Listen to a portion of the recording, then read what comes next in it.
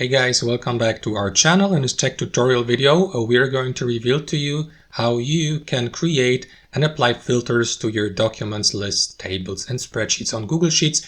So let us get started without any hesitation. So guys, it is very simple. You absolutely don't need any technical skills whatsoever. Let's say, for example, you've been working on a list like that here. We got a column with party guests, and here to the right, we got a column displaying the financial contribution to the party funds, or the budget. So now you would like to, let's say, filter out any party guests who haven't contributed to the funds or to the budget, which is, for example, that user here, no, no, no, and no.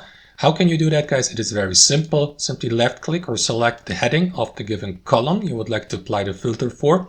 And after that, head over to data here at the top and click on or select create a filter. After that, you will see that the filter has been applied. Now you may customize it by clicking on that icon here at the right hand of the given heading, just like that, and apply your preferred filter, like sort from A to Z, sort by color, filter by color, by value, and so on and so forth.